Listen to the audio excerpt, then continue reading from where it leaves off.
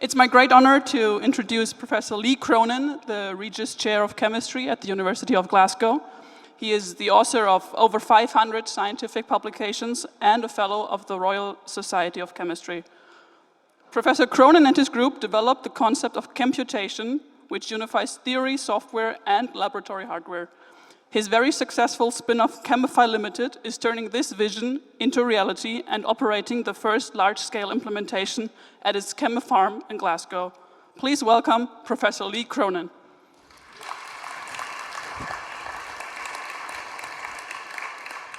So it's good to be here. This is a time where you get a chemistry lesson on Friday afternoon, so I'm not sure how this can't go wrong. But actually, in the discussion today, Chemputation, I've put on here life, the universe, and everything. What I will do in this talk is kind of talk about three things. The first one is deterministic machines for making a Turing machine for chemistry, to make chemistry programmable. The second thing is to explain where novelty comes from. And this will impact, actually, your thoughts on the previous talk, which was in here, the one on LLMs, thinking about the future of AI and why AI is both fantastic and flawed. And hopefully we'll get some questions to discuss it, because you probably don't think that chemistry might kill AI as we know it, or might make it work. Before we do that, I want to kind of take you on a journey of where chemistry and computing have been. 100 years ago, computers were people in warehouses doing computation by hand with paper and pencil, and maybe some mechanical aids. If you fast forward 100 years, computers are not people anymore. Computers are things that run algorithms, increasingly using many, many computing cores with electrons and photons. If, however, you think about chemistry, not much has changed. So you have the black and white image, right? So we've got color in the last 100 years, but people are still in the lab. And if you kind of imagine what a digital biology lab looks like, biology labs are they're not quite like this, and they're not as manual as this. They're kind of in between with all the liquid handling, the sequencing, the DNA synthesis, depending on how big your lab is. Some digital biology labs are just a computer with a person ordering stuff from DNA 2.0, right? So chemistry is still a bit stuck. I'm trained as a chemist. I have a PhD in inorganic chemistry and bioinorganic chemistry, so I spent a lot of my time in the lab. But actually, it's kind of interesting. I'm in the Munich area because chemistry got standards from Justus von Liebig, who had one of the first chemistry workshops at the University of Munich, and where he standardized glassware. So we still use some of the words, the German words. I would not call a conical flask a conical flask. For me, it's an Erlenmeyer flask. It's just part of the training. So chemistry had standards, and if you want to go digital, you need standards. And this is the thing that's missing a lot in our getting data into getting data from reality to build AIs. This is something that's very interesting that we might talk about. But anyway, the good news is chemistry has standards. So let's think about how we can make a recipe and encode it. Let's take some cooking. So if you can see this recipe here of how you might kind of imagine cooking something and encoding it, and now take some chemistry, which you probably won't be able to read or understand, but it's a dye chemistry. And it's the same thing, right? Chemistry is cooking. You don't want to eat the product in all cases. But in both cases, I realized a few years ago that chemists are like cooks, and very good cooks are very temperamental, they're very expensive, there's not always reproducible, and this is the same problem with a lot of chemistry. And this is a critical issue if you're doing drug discovery. And one of the things I'm going to mention here is, in the era of AI materials discovery, I can tell you that AI materials discovery is all bullshit today because we can't make the things on the computer screen. Tomorrow, hopefully it won't be bullshit because we'll be able to pull those molecules off the screen and make them. But how are we going to make a digital matter fabricator? They do not exist today. The only ones I know of are DNA synthesizers and things to make proteins. Right? When it comes to all materials and all molecules, they're all made by hand, increasingly in India and China. Nothing is happening in the West. We're sitting on our computers, using LLMs, watching the YouTube, thinking that we can make molecules, but they're stuck.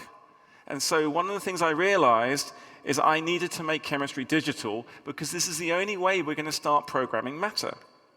So what I'm going to mention over the next few minutes is how can we program chemistry? First of all, we have to copy what computer scientists did since the 30s and 40s, which is to make it universal. The second thing, we then have to kind of think about what is computation? Can we now take this concept of computation rigorously and take the mathematics and apply it to chemistry? And that's where the term Chemputation comes from. It's not just a made-up term to get money. In fact, it didn't help me get money. The VCs were just confused and wanted it to be AI. But I will complain about that later. So Chemputation is to chemistry what computation is to mathematics. In the 40s and the 50s, there were no computer science departments. There were mathematics. And then it split into applied mathematics and then computer science. So I think what I predict will happen is chemistry will split in the same way. I'm going to talk about Chemputation and the computer. I'm the Regis Professor in Glasgow. It's a 200-year-old professorship made by King George III, who was the last king of America. Sorry, second last king of America. Now, come on, the Europeans have a sense of humor. No, I know it's not funny. I'm sorry. Okay, and then, well, if we've got this physical program, I want to make a search engine, because the reason I started to think about encoding chemistry was I actually wanted to solve the origin of life. And it's a very esoteric, but the origin of life, if you think about planet Earth 4 billion years ago, 4.3 billion years ago, was just inorganic chemistry. I wanted to understand how the chemistry of Earth became biology, because then that would allow us to think about searching for new molecules, for new drugs, and so on.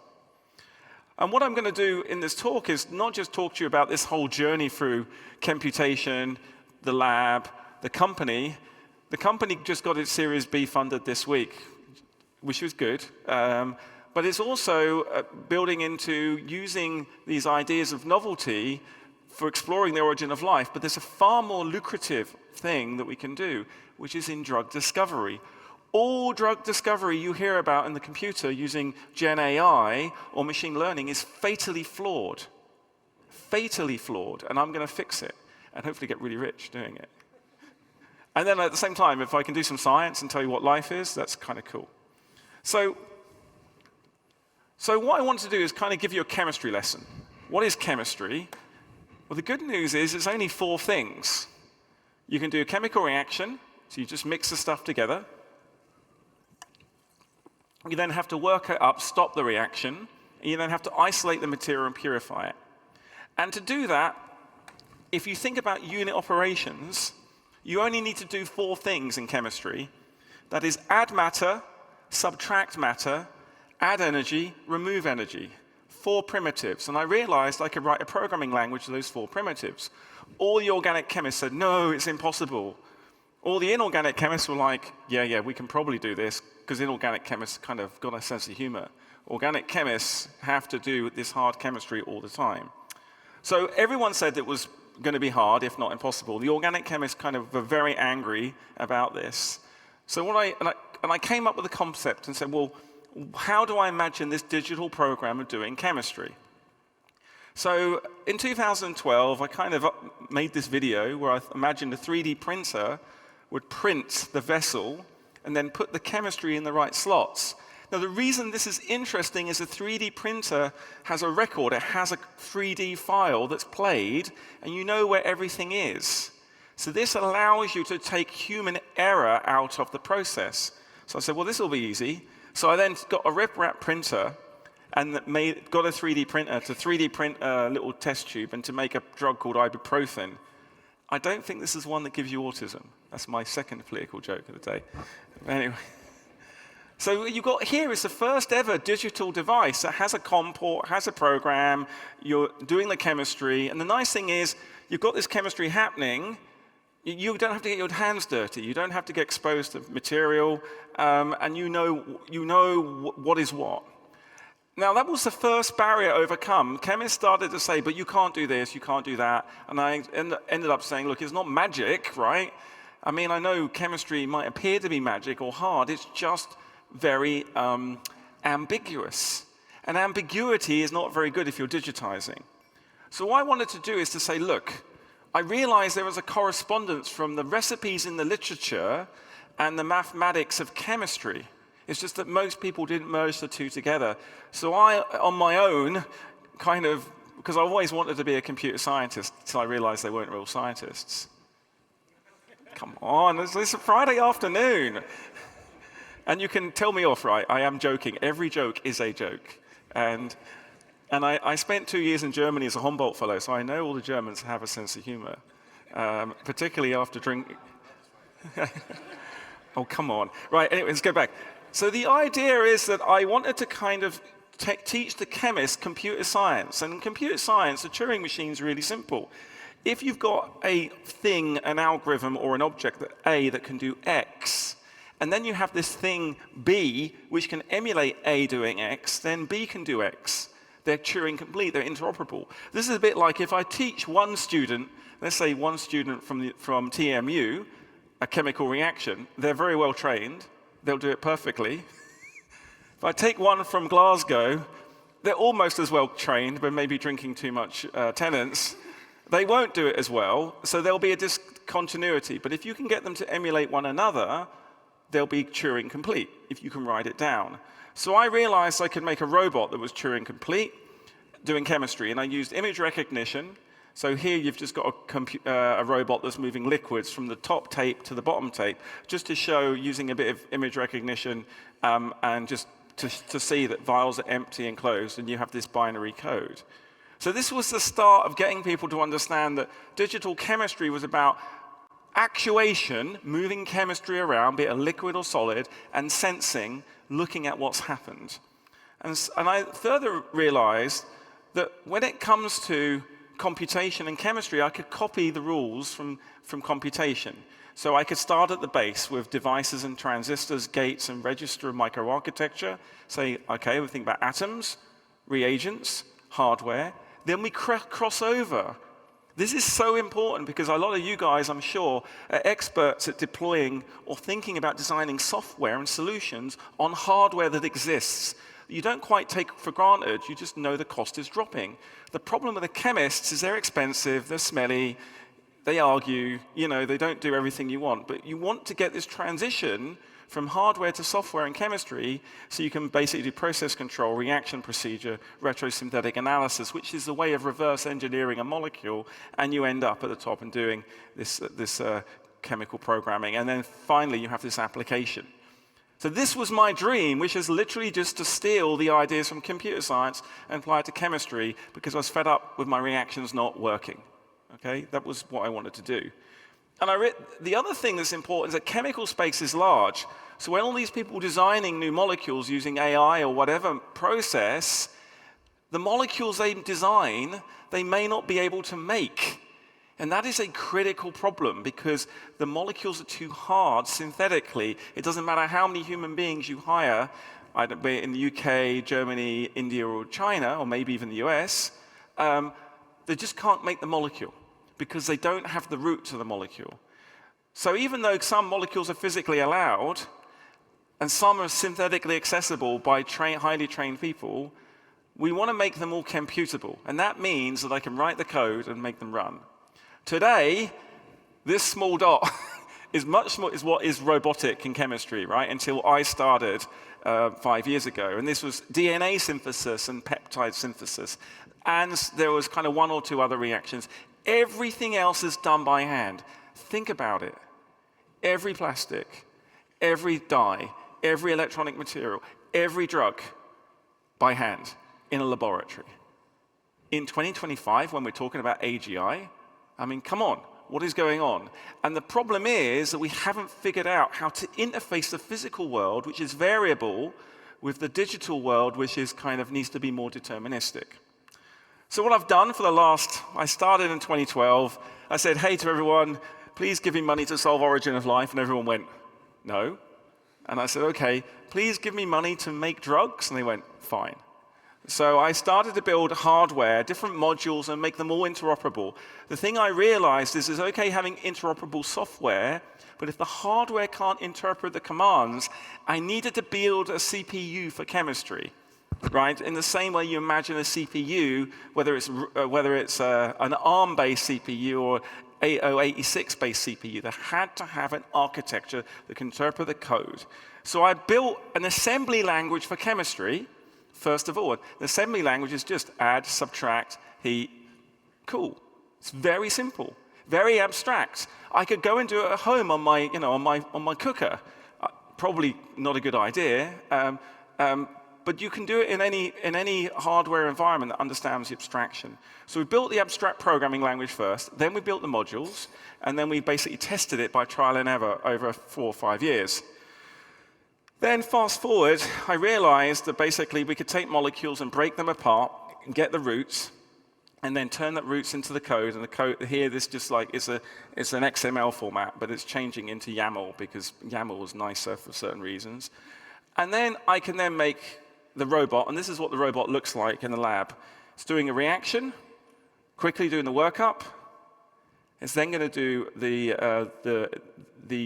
isolation, which you'll see there, and then it will remove the material on the other side and do a purification. I had to get this in like 30, 40 seconds because a billionaire had to watch it and not fall asleep. Ever since I've used this because it's quite good. So this is, you imagine now, I've got this one robot in a single fume hood that can do maybe 1 reaction a day. It's great to publish papers in Science and Nature and say, in principle, can do, and you've got a code. You're not going to make a business out of it. So one of the things I had to do was figure out how I could turn this into a business. And I'm a chemistry academic. I can barely get out of bed in the morning, let alone design a business. So that was kind of a problem. And so I started to think about how to do that. Before that, though, I wanted to make sure it was safe. And what better thing to do is try and blow up your reactor. So what we did is we took it to a special site and put lots of explosive in there. There's some plastic explosives, made it modular, and then basically said, OK, what happens when we blow it up with some plastic explosives? And this is important because you really, so it's contained. You don't want to do that, by the way. That is the worst case scenario, that you put 5 grams of plastic in there.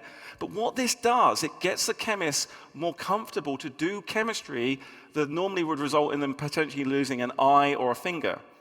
So what this means is you can open up the chemistry that you can do because you're completely divorced from it. It's very safe. So this was kind of cool. And also, it gave me the excuse to go and blow something up. Now, not only we'd now say, so now the story is like, it was 2012, everyone said I was crazy, and then 2018, where I got the first computer. Now I realized I needed to build a community of hackers. So actually, if anyone here has money, and I know some of you do, give it to me, or the community fund that's going to build these hackathons. I'm not joking, I'm raising 100 million to do this, and the idea is to give everybody who wants one, yes, not terrorists, blah, blah, blah, you can figure it out, but people, in the same way people have Arduinos or do molecular biology, to be able to do chemistry and cooking in their schools and really get people used to it. And the idea is this is the matter fabrication modules for the future, if we want to do all this, okay? So the idea is we have an open standard, we let people work, and because we can make the code open, when people publish in Science and Nature, they can take the recipe and immediately validate it. And yes, we can encrypt it, so we can make it safe. Because maybe if you don't have the correct safety procedure, maybe we will not let you run make that molecule. So you can do a lot more. So that was the community side. At the same time, I realized that no one was going to listen to me in academia, and the chemical industry is too old, right? We're too successful, and there's no way they're going to shift. So I decided I would start a company. So I thought, how hard can it be? Stupid question. So I started Chemify in 2022. The first employee came on the 1st of March. Now we're 170 people. And what does the company do? Well, the company is, I basically kept trying to tell people, look, the company is to build a programming language for chemistry, number one. And I thought all the VCs would go, wow, that's amazing. And they were like, I don't give a shit. I said, but I've made the programming language, I've made Python for chemistry. And they said, no, don't care. And I felt quite sad, but then I realized that they obviously get this 10 times every second. I've made this thing. So what I had to do is demonstrate that I could do chemistry faster, more reliably, and scalable with the programming language. So at the same time I built the programming language, I had to target something, and that was to 10x the chemist.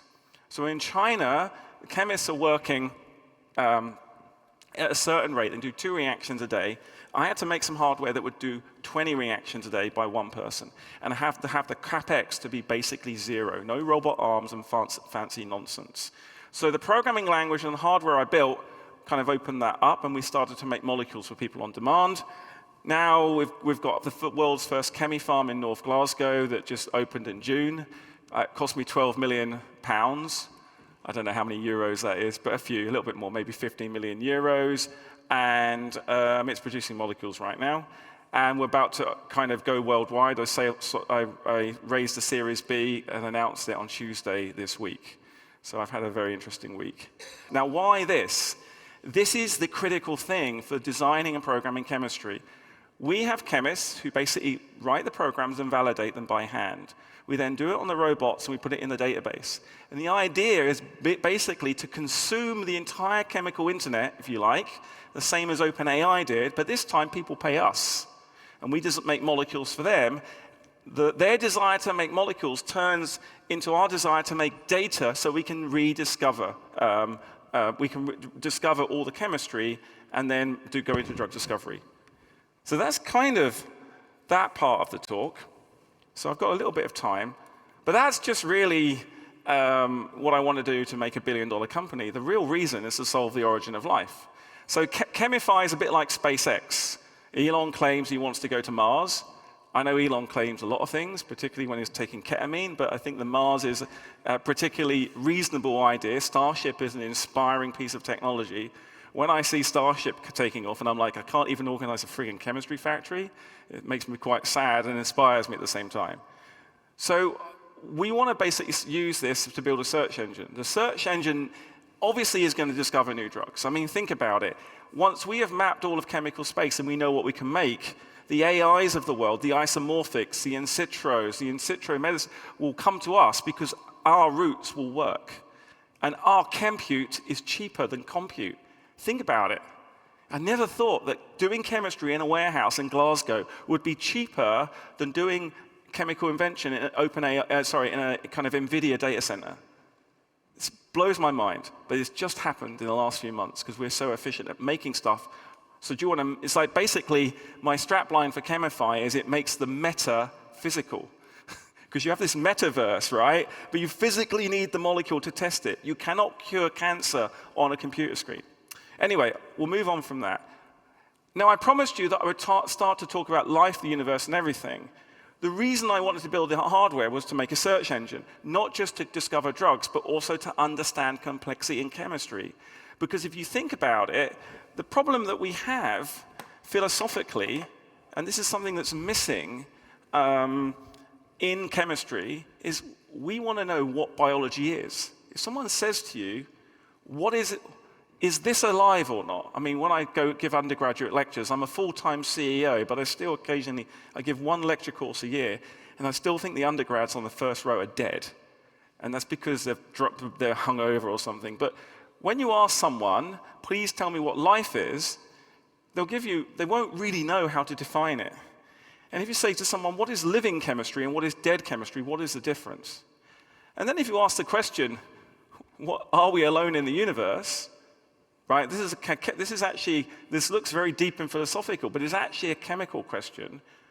We all can ask the question, what are we, right? And so what I've been doing for a number of years is kind of running 3 different organizations at the same time. So I run Chemify, I'm the CEO, so I have 170 people in the company. I run a research group, I have 45 people in that company, and I'm running a non-profit, which I have 20 people in, starting to evangelize the digital chemistry, and trying to build this kind of initiative for cracking the origin of life. And I do think it is one of the most profound things that we could do, because we understand how to turn sand into cells and program matter. We are basically going to make the future, right? Because it's the last thing that's left. We cannot physically program matter yet. but we're getting there. But evolution has already done it, right? If you look at all around us and a lot of technology, you would argue that evolution has already done what we are claiming to want to do. And so people have built a Big Bang simulator, that's CERN. So I thought, why don't I just make a planet simulator using the architecture that we built at Chemify? We've got these server farms to discover molecules. Why don't we use them to basically look at complex mixtures? Just basically put a load of simple stuff in a pot and shake it. Because if you think about it, all the molecules that you have in your body, the DNA and the proteins, they started off very simply. CO2, methane, hydrogen. Where on earth did all the sugars, the DNA come from? All the carbon that's in your DNA and all the phosphorus originates from the center of a star, which is one mind-blowing thing. But machines manufactured that, and it became digital. So we really don't know the origin of digitization in biology. And so what I wanted to do is say, well, can I build a new theory that helps me understand this? And we built this theory with my colleague at ASU, Sarah Walker, called assembly theory.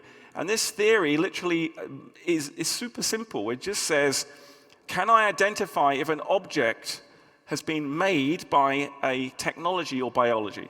That's it. Nothing else. But that allowed us to understand that we can put this into physics, because physics has a problem, and computer science, and also all the AI. This is really important. So those of you who make it to the end of this talk, you have my gratitude and respect, and you'll get a little Easter egg. Because I'm convinced the answer to understanding AI and novelty is understanding assembly theory. Because assembly theory is a causal mechanical system for basically taking information in trees and combining them together to make new things. And it does it through a process of enumeration. And what happens is that chemistry is complex enough to give you new things before we get into this generative world that we're currently trapped in right now. We are trapped in a Gen AI world because our data is manufactured from digital systems, and we don't really know how to inject novelty because we don't know what novelty is. So I said, okay, what is novelty? Well, let's ask two different questions. What is evolution and what is selection? There's a cell up on the screen that's dividing, and there's a watch. The watch has a creator. The cell arguably has been made by evolution. But even though the watch is made by evolution as well, because the watchmaker is evolved, right, and learned through technology. So what I've been building with this idea of assembly theory is to kind of figure out how can I recognize objects that are complex, and how can I recognize objects that are highly evolved? And so what I do, first of all, is I look at the copy number, look at all the number of seats in here. Some are full, some are empty. It looks like hopefully there's more full than empty, but there's a large number of seats. There's a large copy number. And if you take each seat and you look at the number of parts, you could ask yourself, if you went to, I don't know, to the moon, or let's say to Mars, and you found one of these chairs, you'd be like, that's a bit weird. Maybe it's an accident. Maybe it randomly formed. If you found a whole auditorium full of chairs, you'd be like, holy shit, someone put them there. That's all assembly theory does. It tells you when something has had information, and that information has come on a causal graph. And so what it also allows you to do is to basically figure out the history of an object. This is very important for molecules and drug discovery in AI, because you want to be able to make new molecules that will hit proteins, and you want to kind of mix them together. So basically, assembly theory just describes the minimum way to make the object. Okay? It's just a mathematical technique to compress the information losslessly. So you do that, you start with a series of objects and you build up. Now you can imagine how this works in language, in physics, for images. If you think about how Gen AI works, it doesn't use this. Gen AI uses a lossy technique, which is very fuzzy and makes you feel good. I would argue that Gen AI is going to be as poisonous as nicotine. But the reason why we like Gen AI is exactly because of the reason that we want to understand physical reality. So if we can replace lossy processing of information with lossless information, you can do something very new and profound that we haven't been able to do before. So the idea is that assembly theory defines the length of the shortest path. You can tell you if something is basically being built or not. So it can predict if an object has been evolved or not. And so this is quite a deep theory. It's only a few years old, but it basically has some pretty radical kind of hypotheses. Number one, biology came from chemistry. That seems radical, right?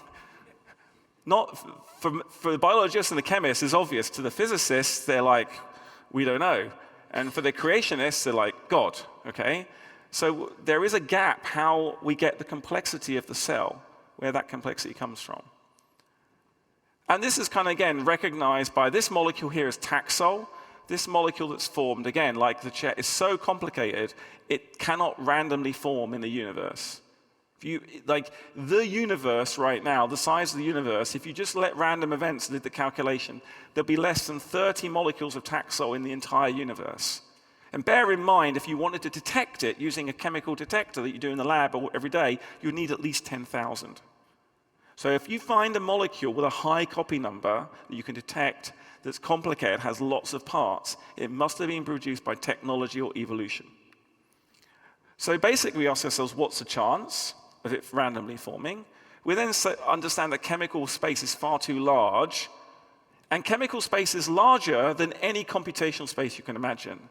And one of the things I'm doing is I'm building a chemical brain to generate novelty using molecules, because the number of configurations in that brain exceeds what OpenAI, even Sam Altman in his 8 trillion, I'm going to do everything, could have. Because molecules are very small and you can make large numbers of them. And the other thing is that we want to understand that evolution constrains the space to allow some objects to be made. So that we can now compute the assembly, and we can not only do this with chemistry, we can do this with language. So we're using assembly theory in language, in videos, and so on, to basically fingerprint things and trace their history. One of the most important things in data processing in AI now is authenticity. Is where did this, when I go to a Gen AI and I come up with a new drawing, wouldn't it be great if I could tell you exactly where that data came from? Who did it? We can't do that today because it's all mixed up. Because the current companies in the US and Silicon Valley have said, no, it's okay to plagiarize. We'll then mix it all up and we'll serve it back to you and sell it to you. In fact, it's the best business model ever. You give me your IP, I will compress it losslessly, I will stochastically query it, and I'll sell it back to you. Can you do it? You're not shaking your head, so that's cool. But I'm not joking. There's a very interesting thing that we want to use these alien detectors or molecule detectors as algorithm authenticity detectors. Anyway, going back to can we tell life from non-life, we then applied this and took a load of samples from outer space and the sea and fossils using a technique called mass spectrometry. And what we were able to do, and we took some Scotch whiskey from the north of Scotland, which is really peaty. So the more the color, the more complexity. And we took, vodka, where there's no complexity, and then some whiskey from just north of my house, which isn't quite as dark. And you could see the whiskeys that were more complex were the ones that had more peat in it, which was kind of cool, because we could kind of trace the authenticity of the whiskey from using this technique. But bottom line is that biology produces complex molecules, and we can detect it. So that means we can build detection systems to go out in outer space and look for life universally. We can also look for new evidence of kind of complex molecules for drug discovery, which is another talk, but it's coming next, because I have to basically build this drug discovery engine for Chemify. And if you think about it, all I'm saying is like, hey, if I give you a bunch of Legos, and you just make a Lego thing, and you make a lot of copies, I can quantify the amount of information is in that system by the copies and the complexity. This new theory says complexity is about identical copies as well as number of parts. And the applications are to exploring algorithms, data, and of course the applications in AI authenticity, and also if you want to make something genuinely novel. One of the things I want to use AI for, because I love using the tools. I don't believe the tools are intelligent, but I love using them. They're great. There's nothing wrong with ChatGPT as long as they're not stealing data. It's a great tool. but wouldn't it be good if I could use that tool and assess the novelty of the object I make? That's literally $1 trillion idea. I'm not sure I have the intelligence to do it, but someone will. The way that I'm now going to close in the next couple of minutes, so we can time questions, but basically, I'm still on time, right? Excellent. So the reason why assembly theory has turned out to be a bit more profound than I thought, if you imagine starting in the universe and you've just got a bunch of atoms, those atoms get connected by things called bonds. The chemical bond is the place where the universe becomes combinatorially rich.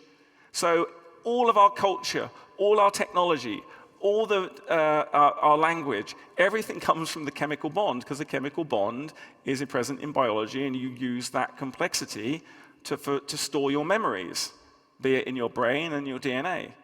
And so there's something really interesting about how these things get assembled and how we think about combinatorial spaces. It's super important because the companies that are building all this compute right now using the graphics card architectures are missing out on an even bigger combinatorial space. The amount of compute we are building right now is too small for human ingenuity. And that's, I think, the most profound statement I can give you from this talk. That yes, the tools we're building are great, the compute is getting cheaper, but that compute is nothing compared to your compute or your chemical compute. You can generate novelty that they cannot generate. How is that possible? Well, the way to think about the universe, the assembly universe, is you have molecules that you observe, or brains, neurons, whatever you want to call them, and this universe is expanding. So the assembly observed is what we can see, what we can touch, what we can count. There's also the assembly universe, which is basically the entire combinatorial universe, right, breaking the laws of physics. There's also the assembly possible, which is those Legos, put them together. There's more possible Lego castles than there is time in the universe to build them, right? Isn't that cool? But so when you look at an object in physical reality, that's been selected. That's super special. And then there's the assembly contingent, which basically says time has to pass. We have to build infrastructure. If you think about the computer revolution, if you were to wake up tomorrow and there was no lithography, and you had to reproduce lithography, think about where you'd have to start. Not quite in the Stone Age, but you'd have to go up from there and build it in steps. And that's a very important thing to think about on our technologies we develop, particularly when we're adding layers of abstraction as we go up, particularly in software. This is something that blows my mind, that software engineers do all the time. They build abstraction on abstraction on abstraction. It seems pointless, but the engineering they do and the technology you get is amazing. So basically, we can measure selection and evolution in the assembly universe. We can also measure novelty. This has profound ramifications for technology. The assembly equation is really simple. Assembly A is a function of the assembly index, AI. The AI, not artificial intelligence, the assembly index, the only AI you should care about forevermore, is literally if you take the object and you cut it up and you put all the parts on a graph, it's the smallest number of steps to make it. So I kind of had in my graph before the word abracadabra. If you start at the top of a graph with the letters, to make abracadabra, and then go down on a graph, you can actually generate abracadabra in 7 steps, even though it has 11 letters. I challenge you to go away and do that later, if you do, because it's actually a very informative way of understanding the algorithm. It looks like compression, but it's not quite compression. It's a little bit different, because it's on a graph with contingency. So that's the AI, the assembly index for the object. The copy number is NI. So that's basically saying, right, how many objects I have, how complex are they, and how many copies of them.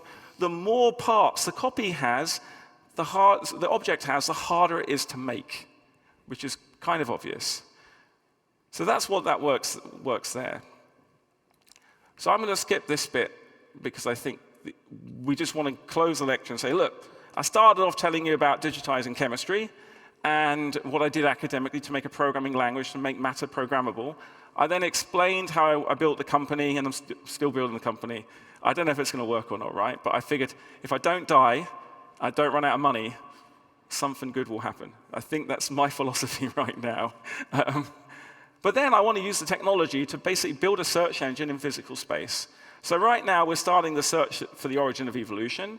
How that looks like in the lab is like a lot of shakers, a lot of chemistry simply, and then doing kind of basically analysis, random chemistry and analysis, and looking for novelty.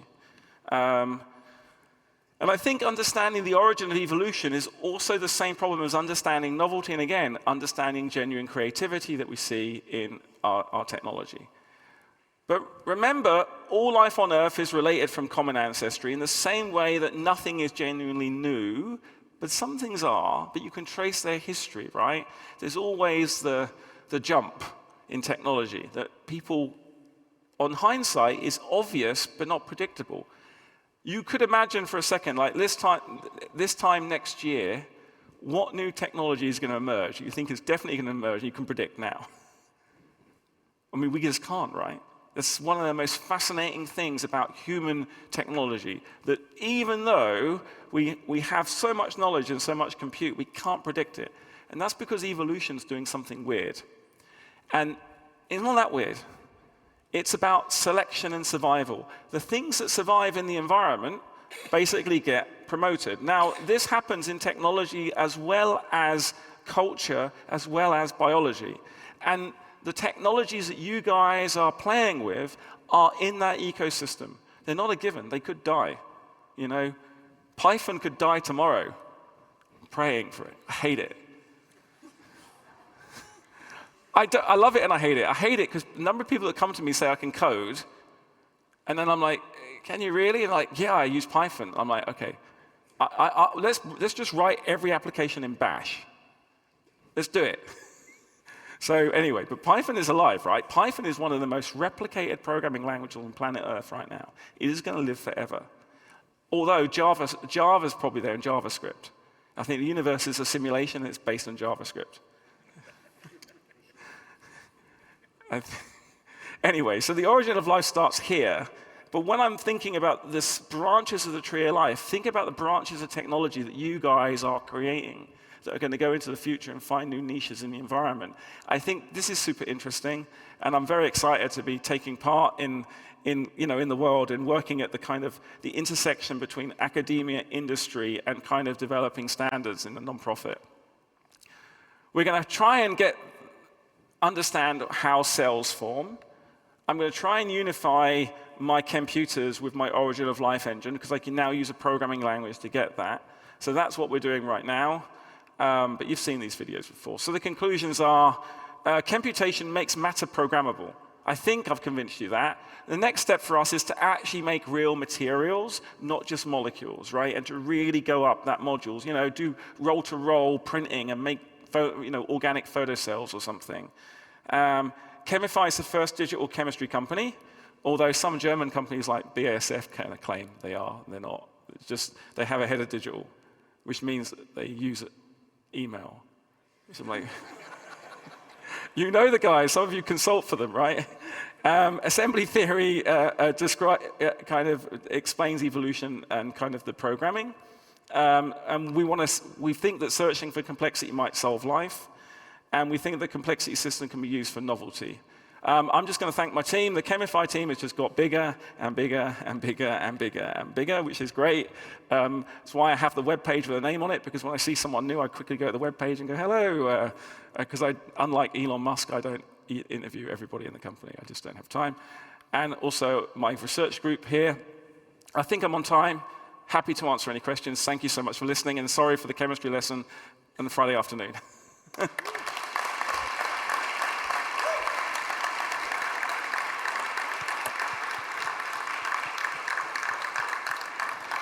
Yeah, thanks for the great presentation. There are already questions, so let's hear them.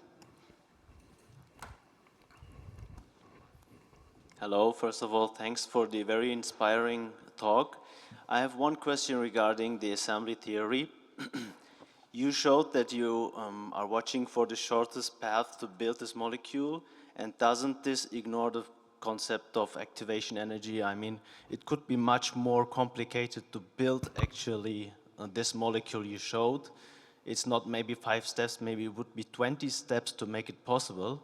So how do you justify that it's sufficient to take the shortest possible path? First justification, it was a leap of genius, actually by accident. Like, I didn't even believe it myself. It's not my genius, it's kind of someone else's. But, so, first of all, you're absolutely right. Shortest path doesn't tell you about how it was actually made, right? It tells you that it was made. Let's pause for a second.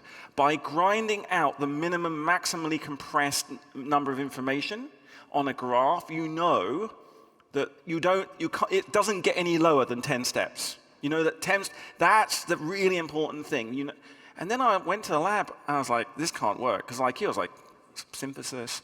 And I measured it using mass spec. So when I threw the molecules into mass spec and I chucked electrons at them, they fell apart on the shortest path. And I was like, holy shit. I then went and did it with a thing called infrared and looked at the number of lines and colors, shortest path. So the shortest path is the first time that complexity that's been algorithmically calculated can be measured. So the complexity of a molecule is a real thing. And it blew my mind. So it's the shortest path, and it's if I give you two molecules and I say which one is designed, you'll just look at the shortest path and look at the threshold from combinatorial randomness, and you'll be able to say, but it absolutely will not be able to tell you how to get there. And assembly theory isn't about chemistry. It is about causation and the minimum amount of information. Because here's the thing. When I don't know, I'm guessing you're a chemist, because that's a very nice question. Yes. Let's just say you work out how to make a molecule in 20 steps. Some smart ass is going to go, I can do that in 5 now.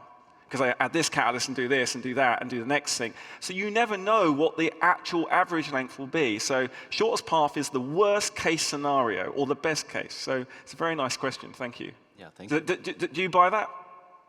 What? Does that make sense to you? Yeah, thank you.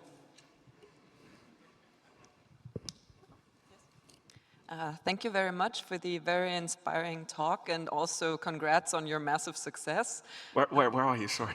Here. Oh, hello. I have 2 questions, actually. The first one is just very practical.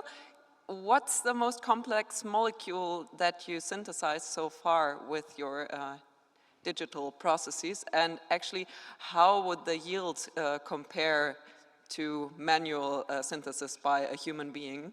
And then the other question would be, could you briefly elaborate in which way assembly theory isn't just backwards retrosynthesis?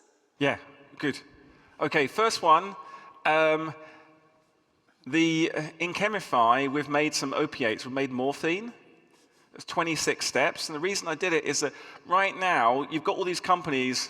Although, you know, the problem is I went to a retard school, and I'm no genius, and I have no money. I only raised $50 million. My friend, Demis Habbesibus, has a Nobel Prize for chemistry, works for Google DeepMind, and claims he'll solve all disease this decade, right? But it's wrong. He's literally making shit up. And the reason why he's making shit up is the molecules that he makes up on his robot or makes in his computer can't be made. And because when you think about a 26-step molecule, the number of ways that can go wrong is so big. So what I did, inspired by the chemists, I said, right, let's make drugs, let's make opiates. We went to the Home Office, we got all the legal certificates. And the reason why is opiate is a really good pain medication, but it's super addictive. Fentanyl is a 3-step molecule, is very toxic and horrible. One of the things I wanted to do to help cure the addiction problem, you know, I travel up between Glasgow and San Francisco. Both cities I love a lot. Both have had drug problems in the past. So we made morphine to try and then make a library, because we make libraries of hundreds of thousands of very expensive molecules that will never ever be made unless we do it, to look for the GPCR that will give us a very effective pain medication that's not addictive. That's our dream. So that's why we went for the 26 steps. So that's the world record in our lab right now. We can probably go to 40 or 50 steps. The problem, you sound like you're a chemist, well, the problem with all the robotics and chemistry right now is no one is doing robotic chemistry on the gram scale. So that means every time you do a reaction, you lose yield. And that's one of the reasons why Chemify is going to win, because we're the first company ever to develop technology on the gram scale, because all I wanted to do was help the human. Whereas computer scientists get money and they build robots and they miniaturize it, but then they only do 2 steps. So that's the first answer to your question. We're doing a load more. Assembly theory looks a bit like retrosynthesis. Your question is kind of diametrically opposed to the other question here, and they're both very smart questions. Why? I realized after I invented assembly theory, although doesn't tell you how long the path is to make it, right, as you said, I realized I could work out a new way of doing drug discovery. So I patented it. So Chemify actually owns the patent for assembly theory, and we're using this to find the shortest paths with certain pieces of information to get deeper into chemical space. So it is kind of a retrosynthesis, but it's a retrosynthesis that knows nothing about chemistry. It only knows about the shortest path. Does that make sense? Really good questions. Thank you. I've got a question about why chemistry hasn't been automated sooner. So why have these sort of robotics machines, the sort of general purpose chemistry machines, not been used in research and, well, perhaps to a lesser extent into like gross manufacture? It is a very important question, and so I think there's three answers, and hopefully I convinced you a part of it in the talk. The first answer is when you do something robotically, you have to have a standardized process. And chemists are just too creative. They're like, oh, I'll do this, I'll do that, a different way. Have you read the literature, a number of different ways they call a reflux? For those of you who know what reflux is, it's when you heat a solvent, you heat up a liquid, it boils, and then you condense it down using a condenser. Thousands of different ways. So I think the problem is, because there was no standards other than using volumetric, the mole and so on. Yesterday, I think, was mole day, 10 to the 23. It's the 24th of October, it was the 25th. Anyway, it doesn't matter. So first of all, there's too many unit operations. The chemists were not writing down, and when you tell chemists to obey the law of your programming language, they say F you.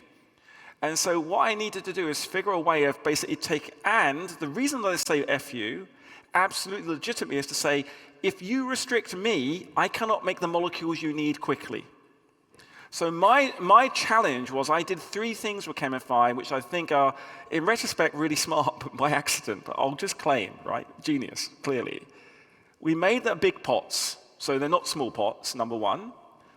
Number two, we basically went and looked at all the literature, all the different reactions, and made sure we encoded the unit operations, add, subtract, heat, cool. And then we were not tempted to buy expensive robot arms. And we basically made modules. So if you ever come to the Chemifarm, the reactors are like hard disks you put into a server, plug in, plug in, plug in. And that way, we can now do chemistry and get the gross margin. It's still touch and go, right? We may die as a company because we can't go fast enough because we're too slow. And the human beings in a factory in China in particular are just faster. They work 6 days a week, 11 hours a day, and they just do it. So we've got to compete with that. But I'm up for the challenge, because if we do that, we stop selling our pollution to China. We stop keeping human beings in confinement in the fume hoods, and we get access to more chemistry. So I think they're the critical issues we have to solve. We have to be fast, we have to not compromise on the molecules, and the robots need to be cheap and scalable and do all of chemistry. And they do all of chemistry right now, and we're adding in the robotic architecture step by step. So it's not like there's robots everywhere. The Chemifarm is actually, the secret is like just a very well-organized laboratory where you come in, prepare the reagents, go to the reagent station to basically go to the actual reactor, go to the workup station, go to the analytical station, and those are the steps. All we did is made a Toyota, or whatever, the best-in-class factory before Tesla and then Xiaoming in China, something like that. So that's, I think, why it hasn't been done and how we think we're going to do it. But I don't know. What do you think is the main problem? Well, it sounds like it wasn't discretized into modules which could have been mass-manufactured and were cheap. Yeah, I think the modules and the language and getting people to think about it, one of the things we have to do, why I'm so passionate about the non-profit, is we get students to go out there and use a kind of version of Scratch for chemistry, and then get used to thinking about modules in the same way. I mean, I had a ZX81. I wrote an assembly because I couldn't get what I wanted out of the damn device. Some of my friends had Commodore 64s, and I know some of the old people here definitely had Commodore 64s. The BASIC was too hard for me to learn. But those modules and that language is what you need, and I think that's what we need now to make it work. Thank you. Unfortunately, that's all the time we have for questions, but I'm sure Lee will be here and happy to talk to you. So thanks again Thank you. for the talk and for the discussion.